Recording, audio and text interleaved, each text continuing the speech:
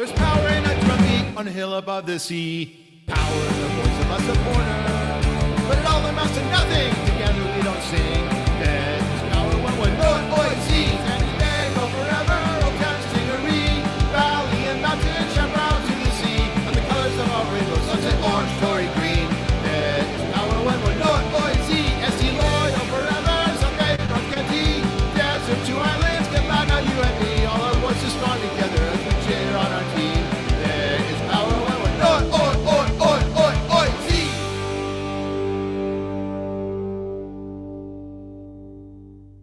What's up? Welcome to the Loyal Locals podcast.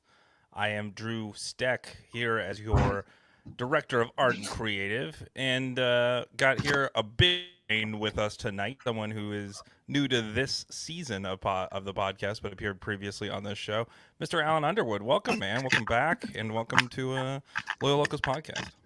Thank you. It's glad to be back. It's nice to see both of you, Nate and Drew. And it was nice to see John earlier. Like, I haven't seen him in a minute, so it's good to be back here. And I know we got a lot to talk about and a lot to be excited about. Yeah, and the person hard at work over there that we can hear is our friend Nate Wiggins, crunching and munching. It's from last week's game. Yeah, I'm sorry that I'm late. It's No, you're good. We're just kind of Been a crazy night. I'm sorry. We had an extended lunch. We had a fun time at Pizza Bros. Everyone's always invited down to the Mira Mesa Best Pizza and Brew if you'd like to join us. But yeah, we'll recap the last week here. What a day in San Diego sports. I mean, as Nate said, it is kind of a day for celebration. Some have kind of got 8, 9 a.m. just lost our collective brains. If you are a general San Diego sports fan beyond soccer, but also in the last week, we have a awesome loyal win to talk about.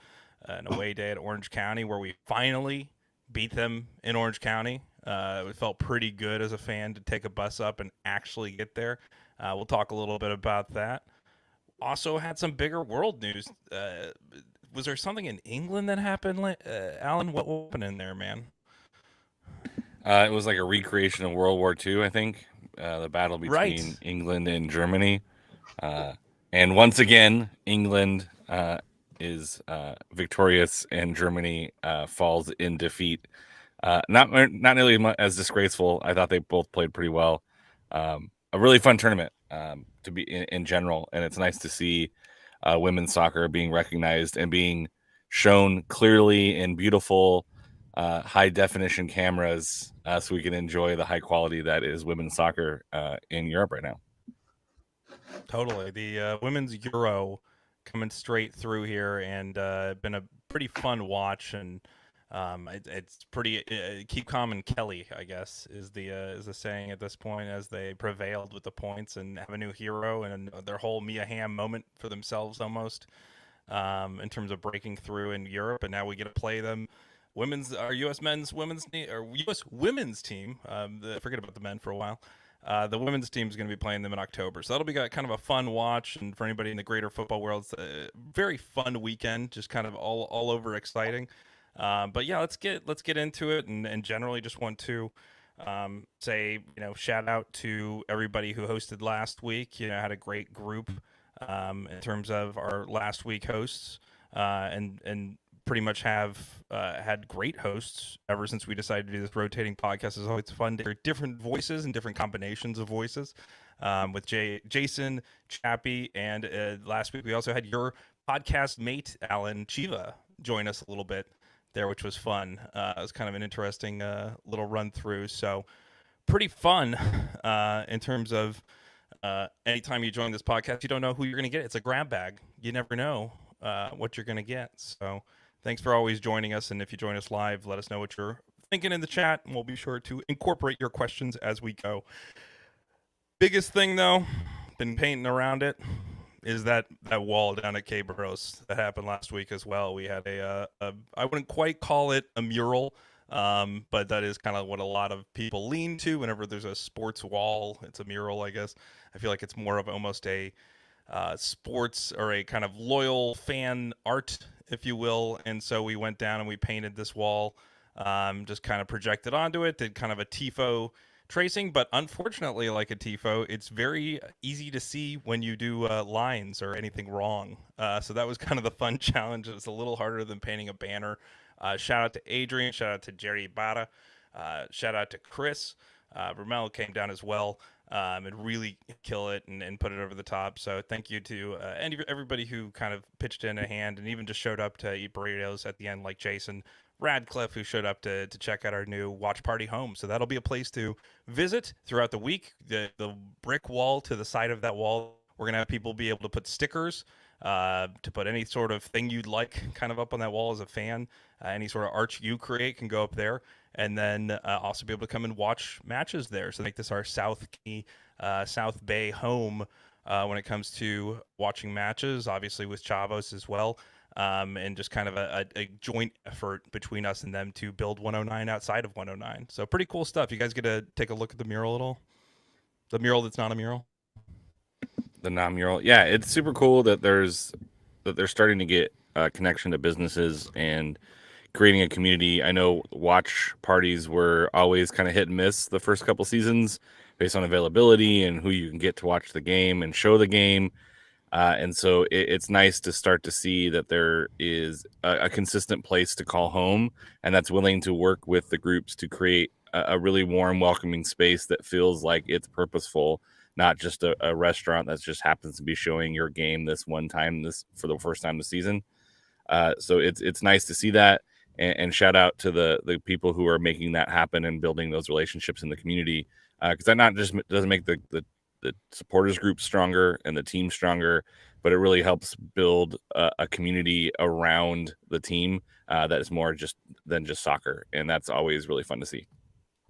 Right, Jerry Ibarra was key in setting this up and talking to the owner or the proprietor there of Cape Barros in National City, which is a chain south of the border, but this is the only one in the United States. So that's pretty cool that we get to be breaking ground there as fans too. But generally, yeah, as Alan said, it's something where this is showing the reach that we now have as a group that's going beyond. And he learned about Loyal within the season, and now has fully bought in and said, hey, this is a way not only for me to make business, obviously for my my shop here, but also a way to create a community that maybe builds beyond that. So pretty fun stuff. I know Nate has always been holding it down, like our pizza bros as well, at Best Pizza and Brew there in Miramar.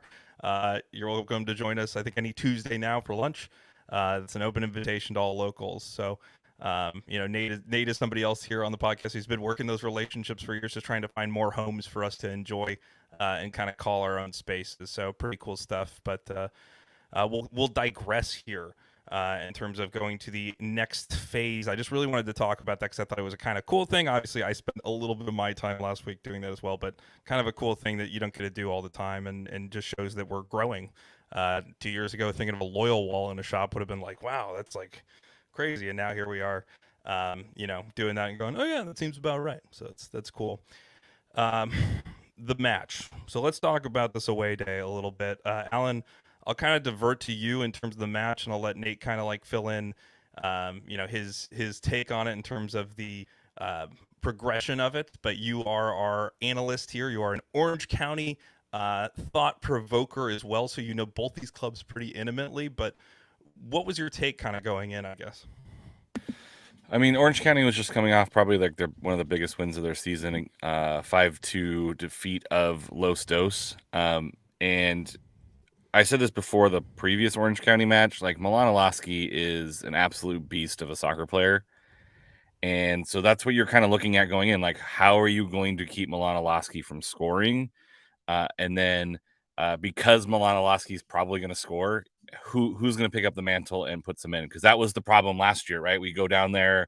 We could have had a home playoff match, but we lose 1-0 because nothing gets into the goal. And so with Kyle the sellout, those are the question marks going into the game: is who's going to score for San Diego, and is our defense good enough to keep Milan Olaski off the score sheet? And the way the season's going for Orange County, no one's really keeping Milan Olaski off the score sheet. He's leading the Golden Boot race, even though they're in last place. So this was like the game plan going into it: is San Diego's offense going to show up, and is what is Milan Olaski going to do? And we kind of got that answer this weekend.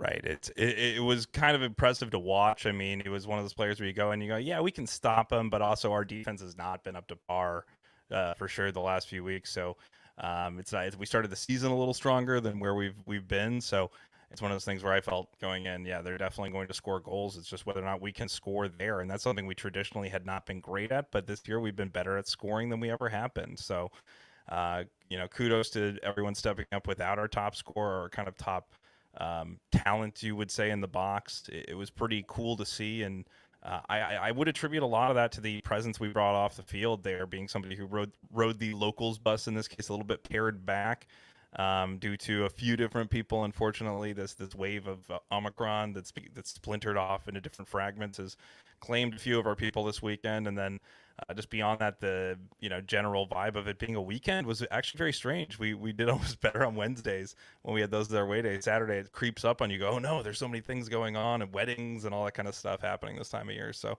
was kudos to everyone who actually could make it out on the bus. And no hard feelings if you can't. Hopefully we can continue this next season, and then obviously we're gonna have other away days coming up here shortly, Vegas, Monterey Bay as well, for people to join in. So plenty of opportunity there, but it was a fun atmosphere. I think going in we saw that. And Nate, kind of how was your feeling when we went down? Did you feel like we had the firepower to really come back and fight? I think the section there felt like we did, but curious from your vantage point of kind of watching it solo there. Yeah, watching from my home, because I was part of the group that couldn't make it because, sorry, my dad just is peeping into the office here. We're live, guys. This is live. Yeah, but as you know, as part of the group that couldn't make it because of COVID and different variants, like watching from my house, I when we went down early, I was like, okay, I still felt like we were gonna come back, and then when we got down 2-1 again, it was like, all right, I was content with a draw. Honestly, I'll say that if we go up to OC, and even with their struggles, if we go up there and get a draw, I would have been fine. But then, once we got up to 2-2, I felt like, okay, boom, let's get on the front foot, and then let's do what we got to do to get this W. And then Evan Conway doing what he's done all year, and I freaking love that kid, man. Guy who came up from USL League One and has just bossed it up here in the championship. Someone who I was excited about when we signed him. I felt good about him, and it was like, okay. And he's proved what he's got to do. But when it got down, I was like, okay. I felt like we were going to come back, and that's what we did. So if you're asking how I felt when I was back at home, I was like, okay. Yeah. We'll get it done. That's what they did. Yeah, and that's the difference between season and last season. I think generally you just didn't feel that ability, and the continued belief, I think, also fired up a supporter saying, hey, let's keep going here. It was something that generally we felt pretty good about. One of the funnier things I'd say too was getting into the stadium. We found boots on our seat that said, hey, how loyal is Donovan? And we don't know where these came from. I have no idea. I'm not even going to point a finger at the opposing supporters group because I don't think they would be sad enough to do this. It was just a very odd decision, and almost gave us fuel, and for us literally became confetti. People just tore it up, and we threw it as confetti at the beginning of the match. If you watch the club's awesome recap video they put out today on their social, you can see Markland waving a flag with some paper flying behind him, and that is paper. Gave some nice confetti at the beginning. So if you give it to us, that's what we're going to do with it. And shout out Markland, shout out to everybody in the section who brought it extra hard, just because it felt like a lot of our really loud voices that normally make it on these trips, for whatever reason, we still had a lot of great voices. There's Chappie, there's Brandon, and some other weird guys standing next to them. And then, that's really something that I think everybody stepped up on this trip, and I felt really good about it. And then we had a lot of fans who maybe hadn't been either in 109 or maybe not contributed in that way, really going hard on the road. So shout out to everybody. I really do think that made the difference. And it's something the players said to us directly, literally after the game. They came over to us and said that helped make the difference. So shout out to everybody. I know that Evans, put there right into the back of the net, just kind of a banger for sure, was, fueled a little bit by that continued support and continued loudness that we put on, that we can even outdrum a professional drum line with just one drum, as we did there again. So thank you everybody for coming on the trip. Other thoughts, kind of closing out the game here in terms of the Orange County matchup and shifting towards maybe other stuff. Yeah, I thought it was poignant that San Diego was attacking kind of the supporter section in the second half. I think that was really instrumental. I think it was the other way around. I think the game would have felt much different if you're trying to fight back and you're going toward their supporters. Evan Conway, when we signed him, a lot of the Omaha and League One folks were like, I think he's the better player out of him and Greg Hurst. We've seen Greg Hurst start hot, but kind of disappear with Phoenix. And I think everyone was expecting him to be like Damas was for Orange County, but we have to remember, like, San Diego runs a very, very complex system. And so it's going to take a while to get someone embedded into that system and be successful. And his attitude has been great. The fact that he is continuing to push and play and know that when his number's called, he's going to step up, and he's done that pretty well the past couple of games. I thought Stoneman was a little bit unlucky in this match with the first Olaski goal. But I think, again, the strength of this team is running through that Charlie Adams and Colin Martin kind of duo. It's funny, if you go to the USL website and check out, they have like average positions, and like Nick Moon is like by far the furthest person up the field in this game. But what's funny is to look and see where Charlie Adams ends up as his average position for that game, and he's playing pretty high up there, like almost as high as some of the strikers were, and it just shows you how aggressive this team is and the belief that they just keep pushing forward and pushing forward. That's going to be really important against the San Antonio team this weekend, to have the belief that if you go down, you can come back. And to play an aggressive style, because I think that's going to be a huge difference between this season's team versus last season's team. It's just like the physicality and tenacity that they play with. Yeah, no, I definitely agree with Alan talking about that. You're talking about that physicality and that tenacity and that belief that when you go down, or when you're in a tough situation, you can come back, because that was something that we didn't see a ton of last year, but we've seen it multiple times this year. We saw it against Phoenix, we saw it against Tampa, and then we saw it again this past weekend, that belief that, like, hey, when things get tough, I feel like last team season would have kind of put their heads down and been like, okay, we'll settle for a draw. But this year's team is like, no, we're going to go for the win. And I believe that belief is what sets this team apart from last year's team or from teams in the past. And it's like, I truly believe that this year's team is built different. And this team is built to be like, hey, we're not settling for the draw. We're going for the win. And that's what you need to have as you're coming into the late days of summer, going into the fall, and going into a potential playoff push. For sure. Last year's team was like, okay. This year's team is like, okay. There you go. I love it. Drew, how long have you been holding on to that one? Since I opened this drink that I poured while you were talking.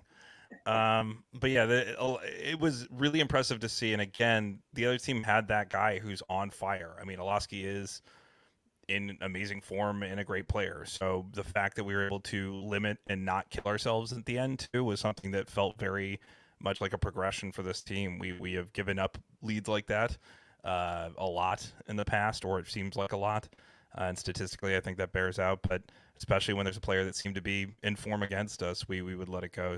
So just big win. Just overall, it felt like a massive monkey off the shoulders of this club in terms of going on the road when they need to really assert themselves, making sure that they actually played to their stature and got those points in a place that they've struggled. So it's exciting, fun little stadium. Always more fun when you take points, and just a much more on status. So and Jason here in the chat saying it's much more direct this year, and I think that's something last year we would groan about the 70th minute and go, oh, I don't feel it. I don't feel like we got it tonight. This year, a lot more direct runs and on goal. The box taking chances, creating chances in a way that are actually high percentage, versus last year where we had just what seemed like the struggle to actually manufacture a goal. Almost felt like it took 1,000 yards as opposed to just 100 yards across the pitch. So kudos all around, guys. Kudos bars, orange slices. We are at halftime here of the podcast as well. So everybody gets an orange slice. But let's transition. Let's talk about kind of future matches here a little bit, and talk about kind of other chances if you guys couldn't make it on tour this time, but maybe you guys plan on going to Vegas? Viva Coque Vegas? No, coming up here no. September 24th. We do have some hotel information available for you if you would like to go. It does sound like a fun time. It seems like one of the highlight trips here of a lot of our group in terms of the last year and in terms of going there and having the opportunity. This September sounds a little nicer than August, I think, which was last year. So just a little cooler. Still will be desert weather, but check out the Discord and hit up our director of events, Jason Radcliffe. At the Westgate Hotel is where we're looking at, getting some rooms and a block of rooms to keep everybody together and get you a good rate as well, or find you a friend maybe if you're looking to share with somebody. So that is where to go for that information. We also have Monterey Bay coming up as well. So anybody traveling to that, just reach out, make sure to make plans and find out what's going on there. It seems like everybody's already done a pretty good job with that. Seems like it's going to be a fun weekend and pretty enjoyable for everybody as well. And then the other locals business to talk about here as we kind of then start previewing this weekend after that is the kit. Did either of you order your locals kit for 2022? I'm wearing the 2021 version here. Did either of you guys order one? Of course I did. Of course I ordered it. What's it say? What's the number? It's number 2, and it says on the back, Smoke Bros. And the reason why I got number 2 was because the original Smoke Bro, Tom Blick, he actually texted me asking, "Hey, do you want number 2 or number 1?" And I was like, "Come on, brother, you're the original Smoke Bro, so you get number 1. I'll take number 2." But that's what it says on the back. And shout out to Tay, love that guy and the amazing job he did designing these kits. Oh my gosh, it's beautiful, absolutely beautiful. Like, this is just incredible. So shouldn't he be Smoke Bro number 0 then? If he's I'm not going to go down this I majored in theology, not mathematics. Come on, Drew. Philosophy, though. Yeah. Who knows? 1 is the loneliest number. Alan, did you indulge? You're wearing a cool hat there that might look pretty good at it. That I'll say that. I did not partake this year in the locals kit, unfortunately. You still have some time. If you want to get one, you still can. I've heard I might take advantage of that extension to pick one up, but when they come out with a keeper kit and nice. It's like, your budget gets a little bit strained with all of these beautiful things that you have to buy because local teams are pumping out lots of really good stuff to purchase. Lots of amazing content. That's what it is. It is good right now. There is too much good stuff going around. I think Alan's got that right, and that's kind of the hard part this year. This club stepped it up. Their kits are actually good this year. Sorry, last year. But their kits are pretty awesome this year, and I do think that I won't say it's like completely impacted us, but you could definitely see a difference in terms of the engagement with our kits last year and people going, "Oh my God, this is the best thing I've ever seen," which preempted the kits, the club wore. Nate's modeling the club's kit there and our kit, right, for comparison. They're, kind of one phased almost, and you could get the taste of one into the other. This is very different. That's kind of what I like about it. It's kind of fun, but you can still get one of these for the next week up until Sunday, the 7th. You're going to be able to pick that up. You just won't be able to customize it through Sunday. So if you did want Smoke Bros or at Drew Stork, whatever you wanted to put on the back, you could have done that in the last week or so, and thank you to everybody who did. But for anybody who would still like to get in on this, we will have these kind of template kits still available for you through the next week. We're just going to make it to where you can't customize it. That was just the deal. So if you are interested, the localssg.com/shop, there in the bazaar, you can find that kit. And if you are a Locals member, check the Discord. You will get $5 off with a code. So check that out. The other thing to check out while you're there is the new summer scarf. we've been asked repeatedly, as Alan is a big fan of lightweight, breathable soccer fare, even by you, Alan Underwood, to produce a summer scarf at some point. Here it is. Looks like some of those thatch sandals. I'm sure Alan sported back in college. It's got a fun kind of like diamond Art Deco-y design on the other side there. Looks pretty good. So pick one of those up for $18 in the bazaar. Pretty good deal. I think it's the thinnest and least expensive scarf we've ever made. So why not? Got to add that to your collection. I really like the summer scarf, especially because it's been quite warm out recently. So I like coming to the matches with a little bit lighter weight on my my neck and on my shoulders, and it's great. I love that. Might be my favorite scarf that we've ever made. I wish I could have worn that one at graduation back in May, but would have been a little lighter on the cap again. Exactly. When I was wearing a robe and a cap and a bunch of other stuff on it, Yeah, right. Yeah. And I just like it because you carry so many scarves now. You got that. I got like a Fiend scarf. I got a Chavo scarf. And so for me to have all the scarves, I can now, just a little thinner layer for sure. Cool. Yeah, that's definitely where I'm at. Exactly. And then no white kits ever, right, Alan? Keep it thin and breezy. No white kits. These are the Alan Underwood rules to merch. Yeah. Yeah. If you're gonna get like a taco with like salsa on it, like that's gonna spill at some point. And like this is like my eating shirt, right? If it spills on this, no one notices. But if it's like a white kit, it's gonna be like, oh, you went with the green salsa instead of the red salsa, I see. And it's like, yes, I'm chubby and I'm sloppy. 4th of July, I was out at my buddy's place. Shout out to my buddy Matt. And we were having barbecue at his place on 4th of July. And I got quite a bit on I was wearing the away kit because that was the away match against Colorado Springs. And yes, I got a little bit of, stuff on the kit. And we went out to the bars in PB afterwards. And I'm pretty sure that the girls noticed that I had stuff on my shirt. And, that may have played negative with me, in terms of my plans for that night.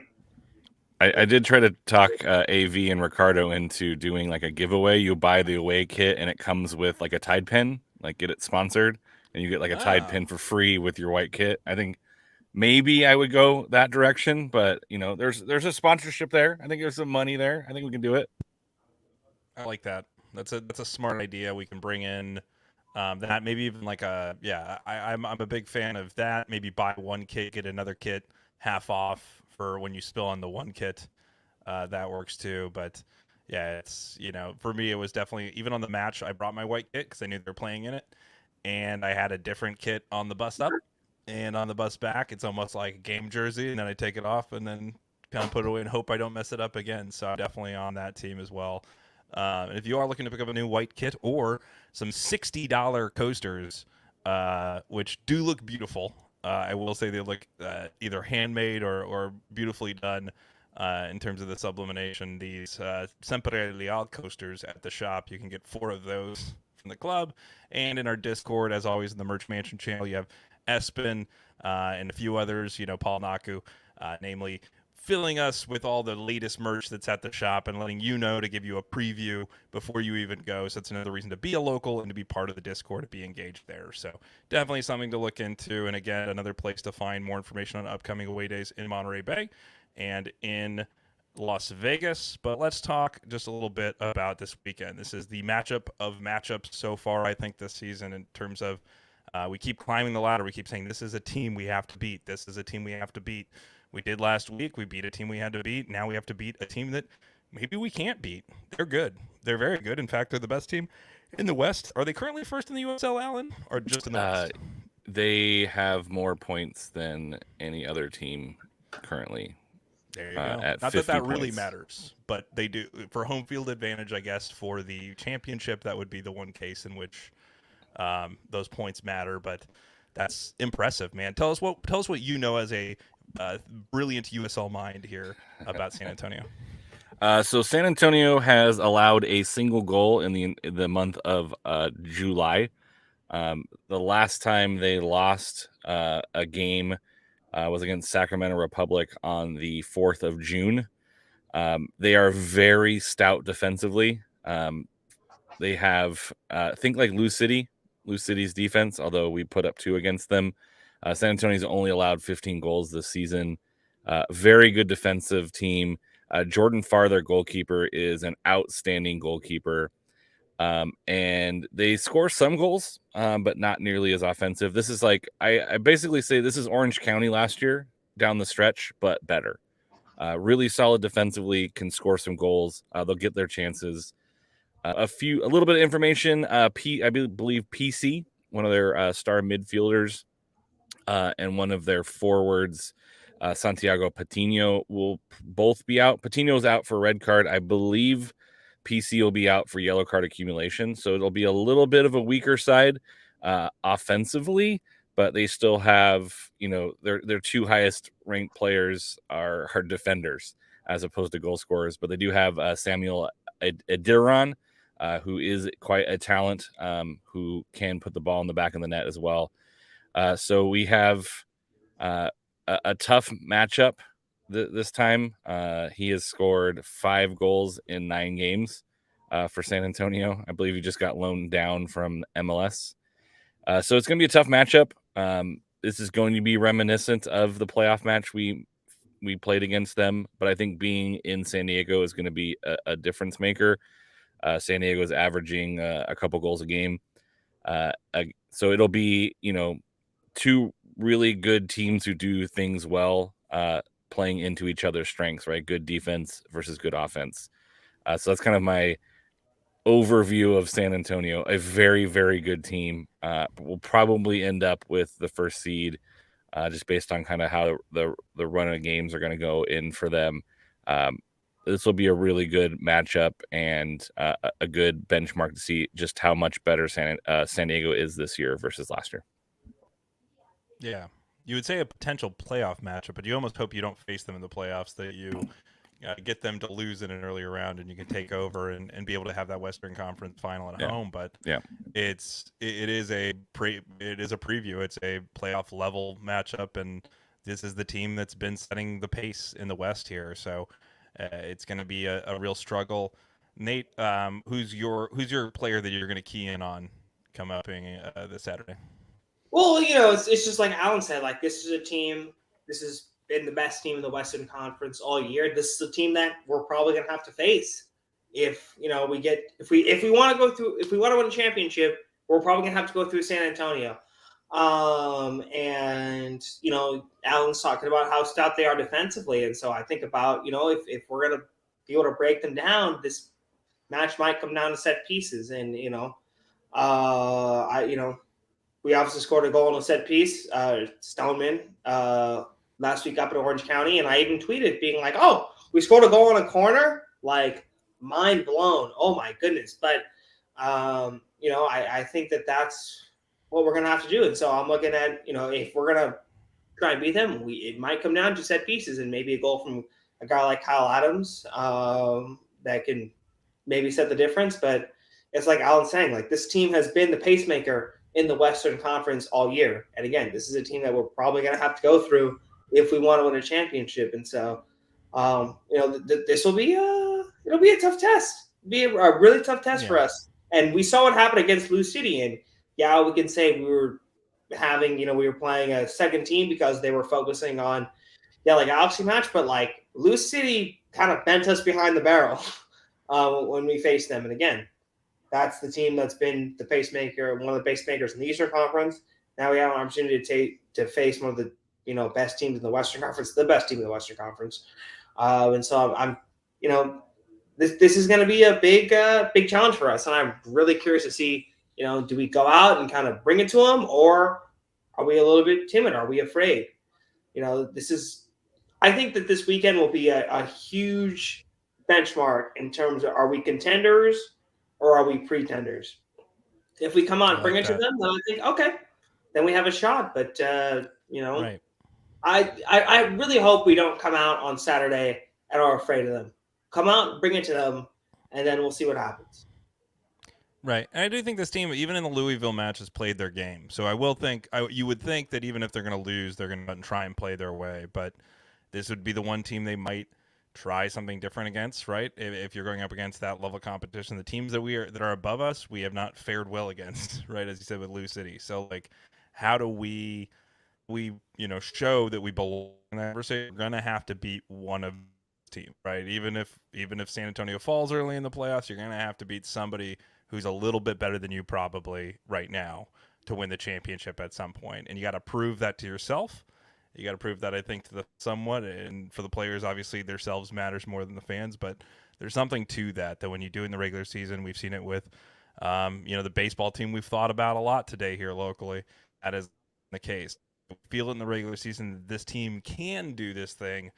Mentally, you carry that into the postseason as a chip that's banked right somewhere in the bank account for you. So that's what I'm looking forward to see here this weekend alongside you guys, and we will find out. This is matchups, and it's funny when you look at the recent form and you play against somebody, and it's almost always like W D L, W D. There's a lot of W's on both sides here, just a D on their side and an L on our side when you last 5. So that's pretty impressive record from 2 clubs, and we're going to see how this is going to shape up here at Torero. 50-50. I can't really call an edge on this one. Obviously, them a little bit by their points, but we have the home edge. So we'll see everybody there. I believe it's on Your View this weekend. If you are not going to be at the stadium, hopefully you can watch that way locally. And then obviously ESPN Plus if you're an extra local, somebody watching from afar. Obviously, with what's been going on for my man Nate here and a few of our other friends, wear your masks if you're so inclined this weekend. The numbers have been trending up, and if you're somebody who feels more comfortable with that, you are fully entitled to, and know that if you ever wear it in the section, no one's ever going to tell you to take it off or to remove it. You are very much welcome to wear it there, even if you're singing or trying to sing, or you can't, and you feel more comfortable that way. Just know that that's okay. That's always never been something that we would ever tell you to do. So know that that's there. And then in terms of watching it, you should be able to see it at Caboros or O'Brien's locally. But come to the stadium, come join us, and hopefully it's a sellout, and you maybe have to spill over there, but otherwise come join us. And then the big reason to come join us this weekend, as we wrap this up, but really the leading news as locals, just to make sure that it stays fresh in everybody's brains, we will be having a parking lot for the first time in a couple months here, and it is going to be banging, for lack of a better term here, Nate. I heard a rumor that we got a certain DJ who's going to keep it no cap and keep it from being mid for the kids. Oh my goodness. You friggin' boomer. Oh my goodness. Drew, I love you. I love you. Who we got DJing? Who do we got DJing, Nate? Who's going to be our DJ? We have rumor has it, we have a fellow Francis Parker alum who graduated, I think, in 2001. I think is when he graduated. And I graduated in 2015. So just like 2 or 3 years before you. Yeah, a little bit longer ago. But, rumor has it that we may have our, valuable chairman, my guy, Andrew V. You can figure out who I'm talking about. We got some AV with the DJ. Rumor has it that AV, will be DJing. The parking lot, which is a better reason to come to the parking lot. Also, right, 4 p.m. If you come to the parking lot, you might meet a couple of my friends who had never been to a match before. So that'll also, for those of you who don't believe that I actually have friends, a couple of my friends might be there. Better reason to come to the parking lot because you can hear AV DJ. You can see me. You can see Drew. You might be able to see Alan as well in his handsome face. Y'all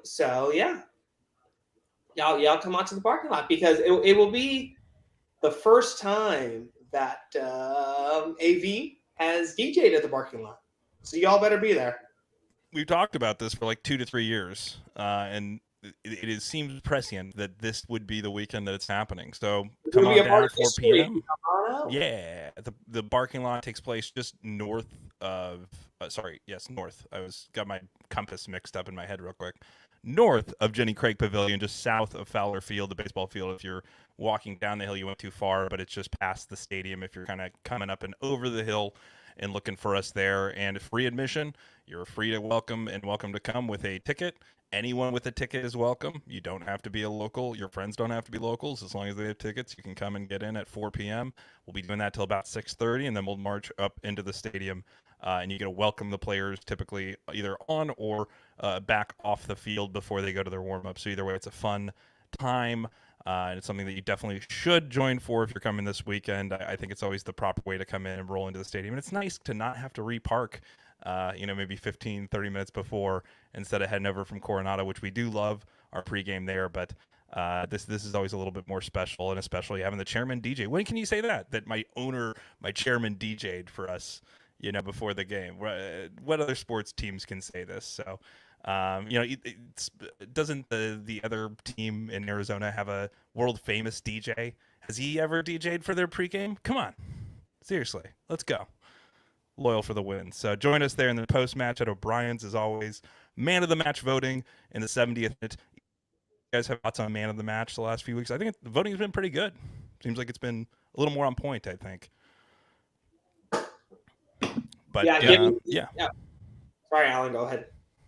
I was like, yeah, it's nice to be a little bit intentional about honoring some of the players that have put in a lot of good shifts that aren't necessarily getting goals or assists, but guys who are doing the deal on the pitch, and getting recognized for that play, even though it might not show up on a stat sheet.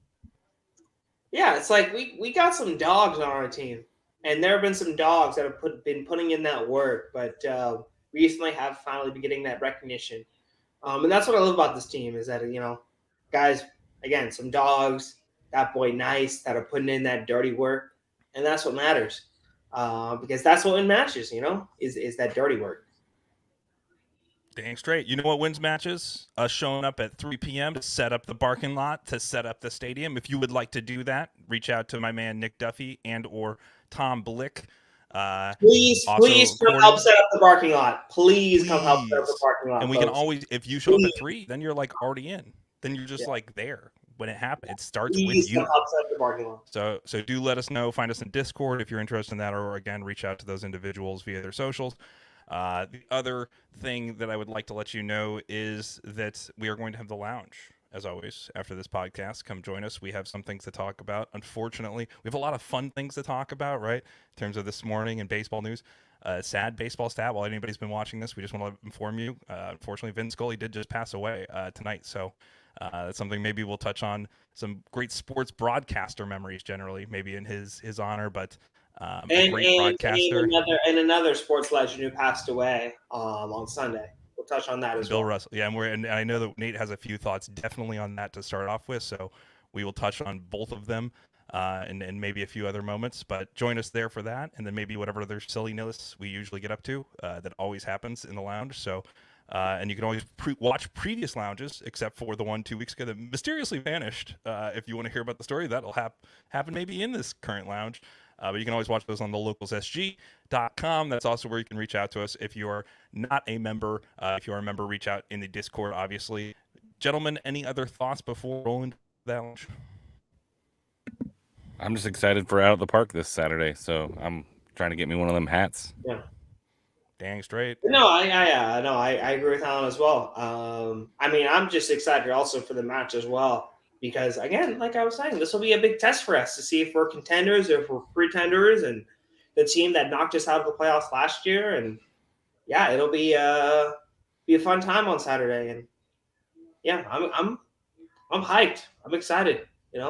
We've ran this through 45 minutes because we are so excited. I think we have so much to say because we are riding high on this great victory, on this great sports day in all ways in San Diego. And let's bring that into Saturday. Everybody show up early, show up bright, and we're gonna take this home. I think we're gonna prove, hey, we can be number one in the West, even though points wise it might not end up there. We want to be the team everybody's afraid of. And Saturday is start.